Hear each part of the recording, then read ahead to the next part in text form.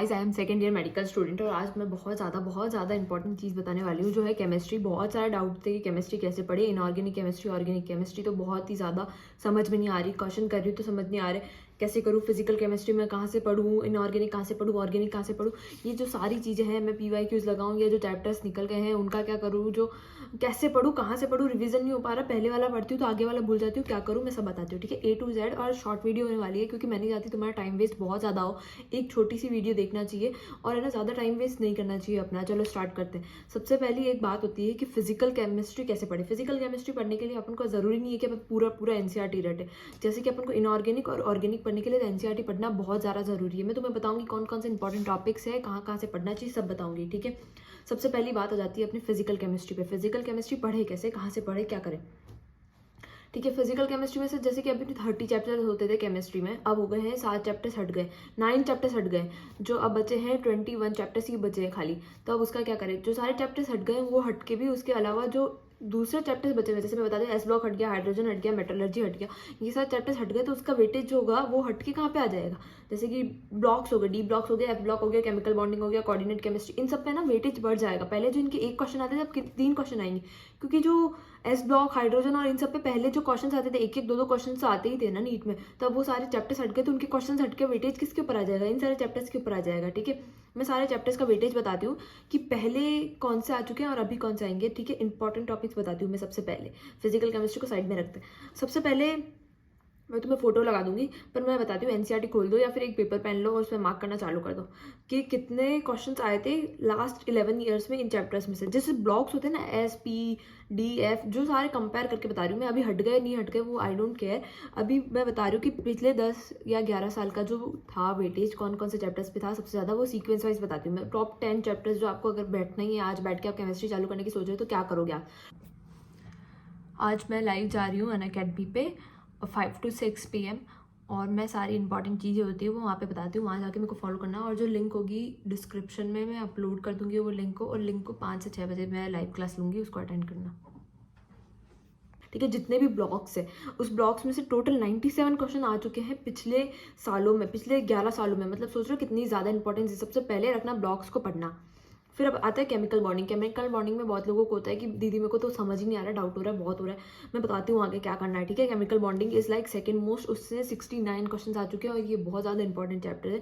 मैं खुद प्रीफर करती हूँ कि केमिकल बॉन्डिंग पढ़ना बहुत ज़्यादा जरूरी। अब है ना, इतने से ही चैप्टर आ रहे हैं, 21 चैप्टर, इसमें से ऐसे भी मत छोड़ना कि ये चैप्टर में छोड़ दो, ये चैप्टर छोड़ दो, सारे चैप्टर पढ़ने अपन को। 21 के 21 सारे चैप्टर्स पढ़ने। ठीक है, सबसे पहले हो गया अपना ब्लॉक्स हो गए, सेकंड हो गया केमिकल बॉन्डिंग, थर्ड जो इंपॉर्टेंट चैप्टर्स आता है वो आता है ये अल्कोहल और जो ऑक्सीजन कंटेनिंग ग्रुप्स होते हैं, अल्कोहल, फिनॉल, एल्डिहाइड, कीटोन, ये सारे बहुत ज़्यादा इंपॉर्टेंट है। इसको आप NCERT से पढ़ो, रटो, सारे क्वेश्चंस करो, मैं सब बताऊंगी आगे। पर ये सारे चैप्टर्स आप थर्ड मार्क कर देना कि फर्स्ट हो गया अपना ब्लॉक, सेकेंड हो गया अपना केमिकल बॉन्डिंग, थर्ड हो गया ऑक्सीजन कंटेनिंग ग्रुप्स जो सारे होते हैं वो। ठीक है, इसमें ऑक्सीजन कंटेनिंग ग्रुप्स में से टोटल 49 क्वेश्चन आ चुके हैं पिछले 11 सालों में, तो इस लाइक थर्ड मोस्ट इंपॉर्टेंट। उसके बाद आता है फोर्थ पे hydrocarbon, halogen derivatives, alkane, alkene, alkyl, ये सारे जो चैप्टर्स है ना, उसके बाद ये सबसे ज़्यादा इंपॉर्टेंट हो जाते हैं। आप ये सीक्वेंस नोट करते जाओ और इसी से है ना आप चैप्टर्स का करना चालू कर दो। PYQs करते हो तो आप चैप्टर वाइज PYQs करना चालू कर दो, सोल्व करना चालू कर दो। ठीक है, तो ये हो गया फोर्थ नंबर पे। फिफ्थ हो गया कॉम्प्लेक्स कंपाउंड, जिसके अंदर 36 क्वेश्चन आ चुके हैं पिछले 11 ईयर्स में। फिर आ गया electrochemistry, thermodynamics, solution, reaction mechanism और केमिकल काइनेटिक्स। ये सारे सीक्वेंस में नंबर बताया मैंने आपको। टॉप 10 चैप्टर जो आपको करने ही करने हैं, उसके बाद के चैप्टर्स में बता देती हूँ जो आपके जैसे सीक्वेंस वाइज चलते जाओ। ठीक है, किसका वेटेज ज़्यादा है वो वेटेज बता रही हूँ मैं। सबसे उसके बाद आ जाता है ionic equilibrium, acid base, pH buffer, titration, ये 11th नंबर पे। 12th नंबर पे आ जाता है एटॉमिक स्ट्रक्चर्स, 13 पे आ जाता है बायोमोलिक्यूल्स, 14 पे सॉलिड स्टेट, 15 पे मोल कॉन्सेप्ट, मेटलर्जी। इसका पूरा फोटो लगा दूँ मैं। ये सारे जो चैप्टर्स है वो बहुत ज़्यादा इंपॉर्टेंट है। ठीक है, ये PYQs के मैंने आपको लेके बताया है कि ये पिछले चैप्टर्स में आ चुके हैं, ये इतने ज़्यादा इंपॉर्टेंट हो चुके हैं ये सारे चैप्टर्स, तो आपको ये पढ़ने ही पढ़ने हैं। अब पढ़ने कैसे हैं, ठीक है, मैं वन शॉट देखता हूँ, 8 घंटे की तो वन शॉट होती है, पूरा टाइम वेस्ट हो जाता है, पूरा दिन वेस्ट हो जाता है, सेल्फ स्टडी का टाइम ही नहीं मिलता। मैं बताती हूँ वन शॉट में अपन ऐसा करते हैं कि वन शॉट पूरी देख रहे हैं, उसके साथ में नोट्स बना रहे हैं, उसके क्वेश्चंस कर रहे हैं, पूरा दिन निकल जाता है एक चैप्टर करने में।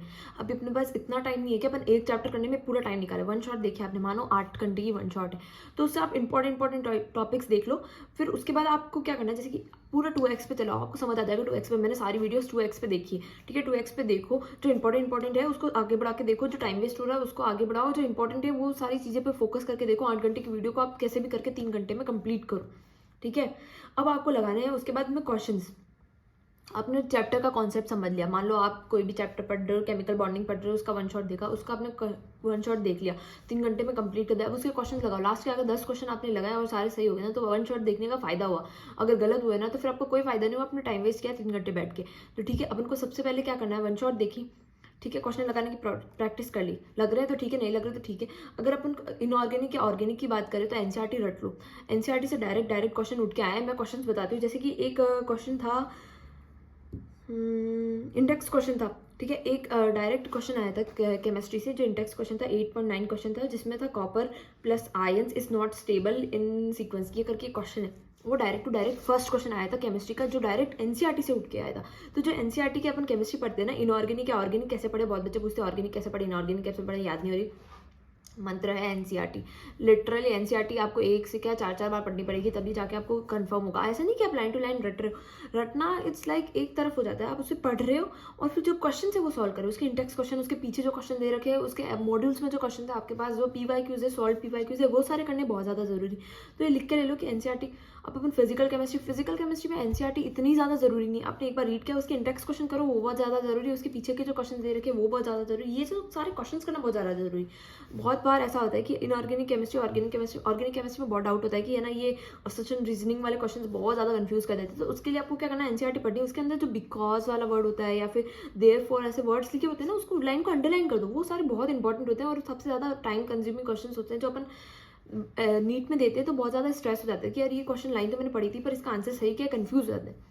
तो इसलिए आपको एनसीईआरटी पढ़ना बहुत ज़रूरी है उन क्वेश्चंस के लिए। उसके बाद ऑर्गेनिक में क्या होता है कि बहुत सारी रिएक्शंस होती है, वो याद नहीं रह पाती। तो मेरे पास क्या शॉर्ट नोट्स बने हुए या नोट्स बने हुए मेरे, तो मैं आपको प्रोवाइड कर सकती हूँ। पर आप जैसे कि चैप्टर्स का नाम बताओ कि मेरे को है ना हाइड्रोकार्बन एल्केन से आपको चैप्टर्स के नोट्स चाहिए, तो मैं एक चैप्टर का आप जो नोट्स मांगोगे ना वो दे सकती हूँ। मैं सारे एक साथ नहीं अपलोड कर पा रही, पता नहीं क्यों। कोई भी जो चैप्टर आपको टफ लगता है ना, उसको बताओ कि मैं इसके नोट्स प्रोवाइड कर दूंगी आपको, तो आप मुझे बता देना कि वो चैप्टर चाहिए कमेंट्स में, या फिर आपको जो भी डाउट आ रहा है वो कमेंट्स में बता देना, ठीक है।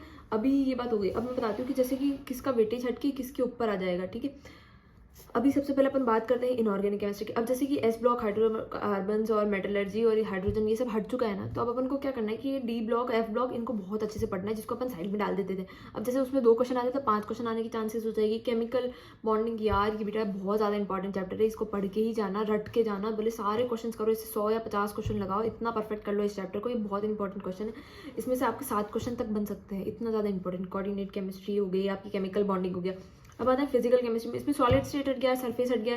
तो आपको क्या करना है कि जो ये हट गए ना, तो बाकी वेटेज वाले चैप्टर का और बढ़ जाएगा। जैसे केमिकल इक्विलिब्रियम हो गया, मोल कॉन्सेप्ट हो गया, केमिकल काइनेटिक्स हो गया, इन सब पे वेटेज ज़्यादा आ जाएगा। जैसे कि 3 क्वेश्चन पहले आते थे, 5 क्वेश्चन आएंगे, ठीक है।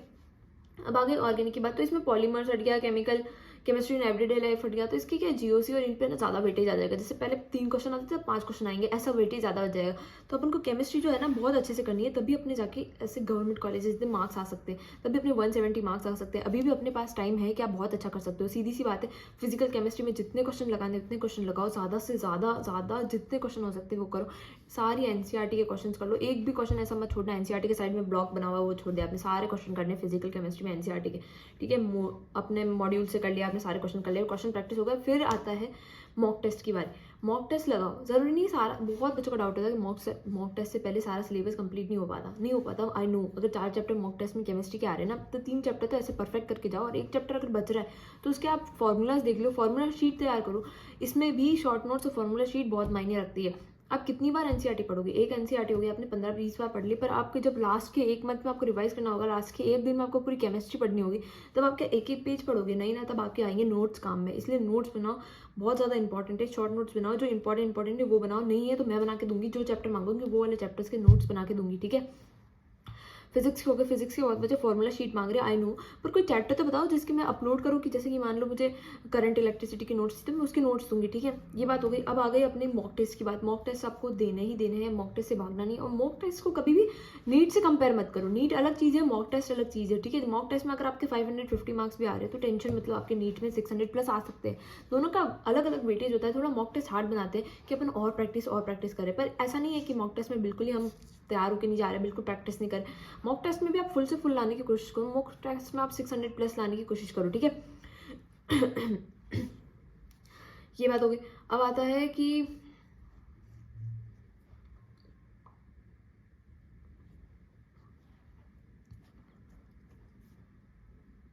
रिवीजन। अब आती है रिवीजन के बाद। रिवीजन जितना इंपॉर्टेंट है मैं बता नहीं सकती। अगर दिन में, अब मैं कितनी बार बता चुकी हूँ, दिन में ऐसा होता है कि अपन डे को कैसे अपन सेपरेट करते हैं। अपन 3 घंटे पढ़ते हैं, 30 मिनट आप रेस्ट करो, फिर 3 घंटे पढ़ो, फिर 30 मिनट रेस्ट, 30 मिनट्स रेस्ट करो, ठीक है। ये होता है सीक्वेंस। ये ऐसे सीक्वेंस में पढ़ना बहुत ज़्यादा इंपॉर्टेंट हो जाता है। अगर आप टाइम वेस्ट नहीं करना चाहते तो आप डिस्ट्रैक्ट हो रहे हो, तो मैं सारी टाइम मैनेजमेंट की, अगर आप डिस्ट्रैक्ट हो रहे हो तो मैं टाइम मैनेजमेंट पे भी वीडियो बनाऊंगी। मैं सारी इंपॉर्टेंट चीज़ें कवर करना चाह रही हूँ इस वीडियो में, कि केमिस्ट्री के मैं आपको सारे टॉपिक्स बता दिए कि मैंने पिछले 11 साल में ये इंपॉर्टेंट आया। अब मैं बता देती हूँ आपको आज बैठ के केमिस्ट्री में करना ही क्या है। जो मैंने टॉपिक्स बताए वो टॉपिक कंप्लीट हो गए तो वेल एंड गुड, नहीं हुए तो वो सीक्वेंस में टॉपिक कंप्लीट करो, उसके PYQs लगाओ, उसके NCERT पढ़ो। NCERT लाइक ऑर्गेनिक पढ़ना बहुत ज़्यादा ज़रूरी है। जैसे NCERT में ये वाले क्वेश्चंस दिए हुए होते हैं, ये जो सारे क्वेश्चंस होते हैं ना, उस क्वेश्चंस को सॉल्व करो, उसी के आगे लिखो। ये सारे क्वेश्चंस आते हैं, ये बहुत इंपॉर्टेंट होते हैं, ये इंटेक्स क्वेश्चन, और ये अपन क्वेश्चन बहुत बार छोड़ देते हैं। ये सारे क्वेश्चन जो होते हैं ना वो बहुत बार इंपॉर्टेंट होते हैं ये क्वेश्चन, ठीक है। ठीक है, इसमें मैंने 7 स्टार मार्क कर रखा है, लाइक इतनी ज़्यादा इंपॉर्टेंट है ये रिएक्शंस आपको याद करनी है, रटनी है, कुछ भी करो, बहुत ईजी होती है अगर आप एक बार पढ़ना चालू करोगे तो। ये सारी बहुत ज़्यादा ईजी होती है, एक बार आप पढ़ो, क्वेश्चंस करोगे ना तो आपको प्रैक्टिस हो जाएगा। आप जब नीट दोगे ना तो आप कहोगे कि हाँ ये क्वेश्चन तो मैंने किया हुआ, ये क्वेश्चन ऐसे ही होगा। नीट में ट्रिकी क्वेश्चन आते हैं ऑर्गेनिक से, ठीक है, थोड़ा बहुत चेंज कर देते हैं पर बहुत ज़्यादा इंपॉर्टेंट हो जाते हैं। जैसे रेजोनेंस हो गया, आइसोमेरिज्म हो गया, ये सारे चैप्टर्स जो होते हैं ना बहुत ज़्यादा इंपॉर्टेंट हो जाते हैं। आप मानो हाईलाइट कर रहे हो नहीं कर रहे हो उससे कोई सेंस नहीं बनता। आपको चीज़ें आनी चाहिए, आपके नोट्स में होनी चाहिए वो सारी चीज़ें, ये इंपॉर्टेंट है। अब जैसे कि मेरे को पता है, मैंने यहाँ पे लिख रखा है पढ़ना है, अगर मेरे को समझ नहीं आ रहा तो मैंने लिख रखा है। ये सारी चीज़ें, ये जो इंपॉर्टेंट चीज़ें होती है जो समझनी होती है, आपको पढ़नी होती है, ये सारी चीज़ें मैंने बता रखी है, ठीक है। ये सारा टॉपिक्स जो होते हैं आपको NCERT तो पढ़नी ही पड़ेगी। ये पीछे में क्वेश्चन दिए होते हैं ना, इंटेक्स क्वेश्चन, ये करना भी बहुत ज़्यादा इंपॉर्टेंट हो जाता है। आप भले कहीं पे भी करो, नोट्स में लिखो, ये सारे क्वेश्चन जो होते हैं ना आप जितनी बार प्रैक्टिस करोगे इतना बढ़िया है, क्योंकि नीट में, केमिस्ट्री में NCERT में से आता है। NCERT को आप भगवान मान लो, इतनी ज़्यादा ज़रूरी है। NCERT कैसे पढ़ना है ये भी मैंने बता दिया, ठीक है। NCERT बहुत ज़्यादा ज़रूरी होगी। और कभी भी कोई भी सब्जेक्ट में डाउट हो मुझे कमेंट में डालना, मैं कमेंट में 100% रिप्लाई करती हूँ। मैं जितनी कोशिश कर सकती हूँ उतना रिप्लाई कर रही हूँ। मेरे खुद के एग्जाम चलते हैं पर फिर भी मैं रिप्लाई करना ज़्यादा ज़रूरी समझती हूँ, कि भाई मैं सारी सही एडवाइस दे रही हूँ। अगर तुमने ये सीक्वेंस वाइज पढ़ना चालू कर दिया, जिस तरह से ये टाइम मैनेजमेंट करना चालू कर दिया, अगर टाइम मैनेजमेंट फिर भी प्रॉब्लम आ रही कमेंट करना, मैं बताऊंगी, कोई प्रॉब्लम नहीं, कोई इशू नहीं। जो भी डाउट होगा बताना, मुझे शीट्स चाहिए, फॉर्मूलाज चाहिए, सब बताऊंगी मैं। एक बार मांगना तो सही कि मुझे इस चैप्टर का चाहिए, मैं उस चैप्टर का मैं 100% दूंगी, ठीक है। डिस्क्रिप्शन में मैं अपलोड कर दूंगी। कोई प्रॉब्लम हो, कोई भी और प्रॉब्लम हो तो बताना। रिवीजन करना मत भूलना। ये सारी चीज़ें हैं जो बहुत बहुत ज़रूरी है। रिवीजन हो गया, PYQs हो गया, जो चैप्टर वाइज PYQs करो, सॉल्व करो, कैसे करना वो भी मैं सब बताऊंगी, ठीक है। All the best. सब्सक्राइब करना, मैं और भी वीडियोस अपलोड करूँगी जो बहुत ज़्यादा बेनिफिशियल होगी।